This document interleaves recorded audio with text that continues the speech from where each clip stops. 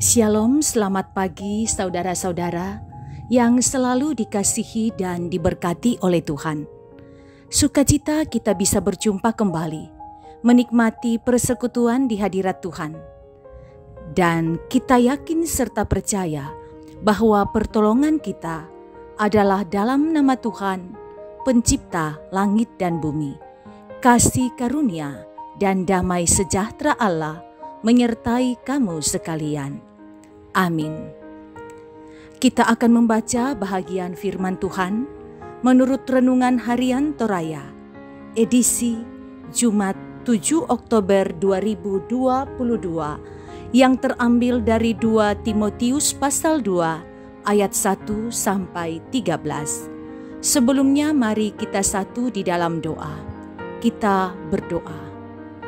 Mulialah Engkau ya Allah, dengan kuasa yang ada padamu, menyertai kami melewati malam yang gelap, membangunkan dan mempertemukan kami dengan hari baru berkat baru yang Tuhan sediakan untuk kami hari ini.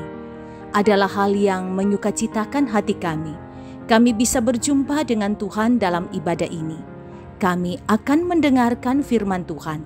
Jamah hati kami, firman-Mu hidup, dan kami pedomani dalam menjalani hidup yang masih Tuhan mungkinkan kepada kami. Bersabdalah Tuhan, umat-Mu telah sedia mendengarkan firman-Mu. Dalam Kristus Yesus kami berdoa. Amin. 2 Timotius pasal 2 ayat 1 sampai 13. Panggilan untuk ikut menderita. Sebab itu, hai anakku, jadilah kuat oleh kasih karunia dalam Kristus Yesus. Apa yang telah engkau dengar daripadaku di depan banyak saksi, percayalah itu kepada orang-orang yang dapat dipercayai, yang juga cakap mengajar orang lain.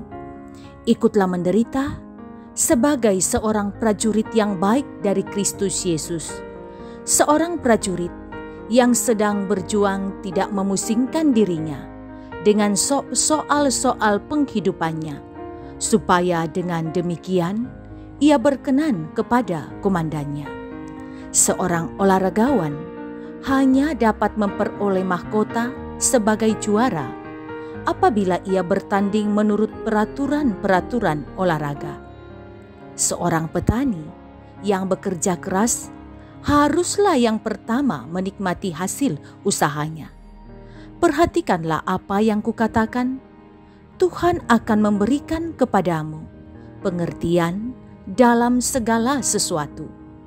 Ingatlah ini, Yesus Kristus yang telah bangkit dari antara orang mati, yang telah dilahirkan sebagai keturunan Daud.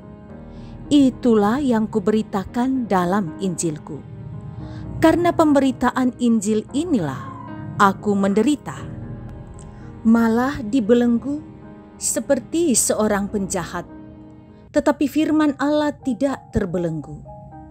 Karena itu, aku sabar menanggung semuanya itu bagi orang pilihan Allah, supaya mereka juga mendapat keselamatan dalam Kristus Yesus dengan kemuliaan yang kekal. Benarlah perkataan ini. Jika kita mati dengan Dia, kita pun akan hidup dengan Dia. Jika kita bertekun, kita pun akan ikut memerintah dengan Dia. Jika kita menyangkal Dia, Dia pun akan menyangkal kita. Jika kita tidak setia, Dia tetap setia, karena Dia tidak dapat menyangkal dirinya. Firman Tuhan. Amin. Tema renungan kita ialah prajurit Kristus. Saudara, menjadi pengikut Kristus tidak berarti kita juga aman, bebas dari godaan iblis. Tetapi justru harus bersedia menanggung tantangan, bahkan resiko yang mungkin saja mengancam hidup kita. Untuk itu Rasul Paulus sangat menekankan tentang kesiapan pengikut Kristus untuk berperang melawan musuh.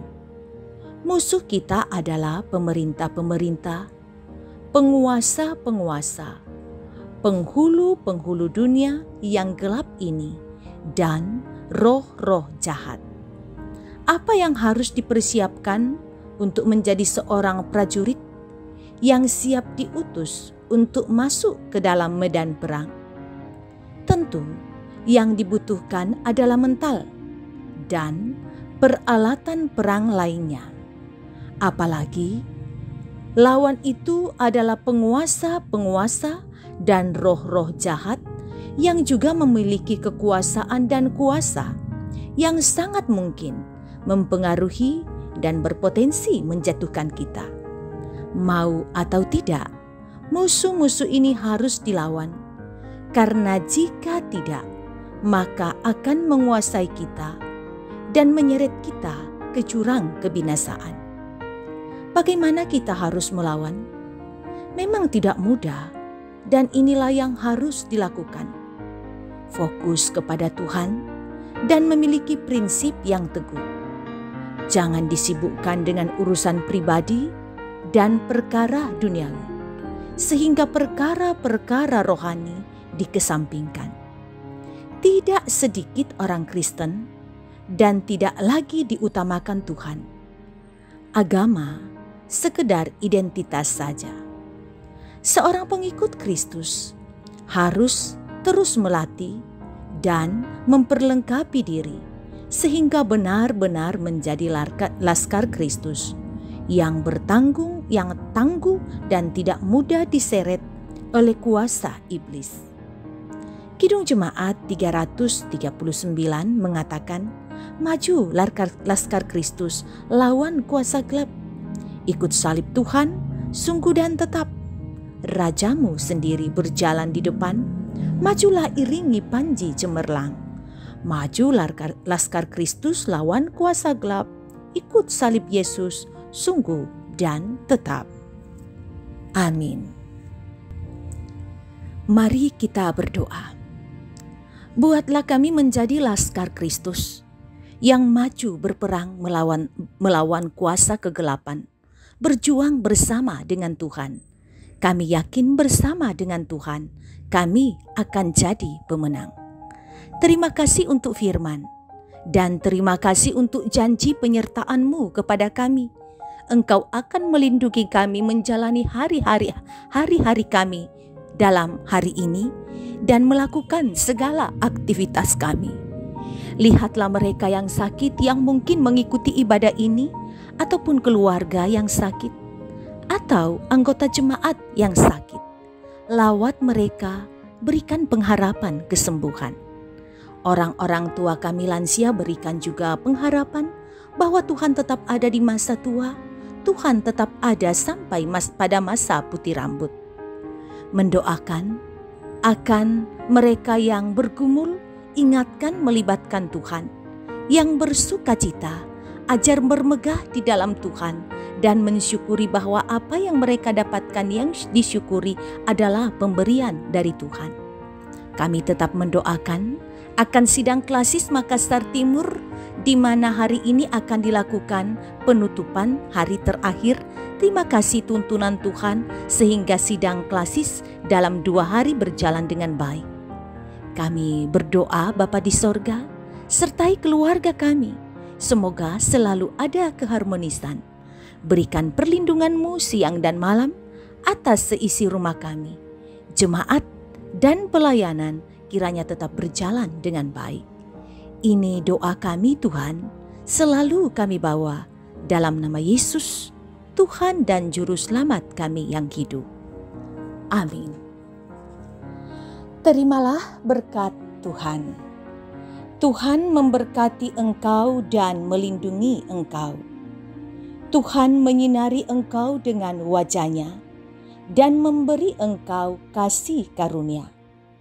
Tuhan menghadapkan wajah-Nya kepadamu dan memberi engkau damai sejahtera. Amin. Demikian ibadah kita. Terima kasih kebersamaan.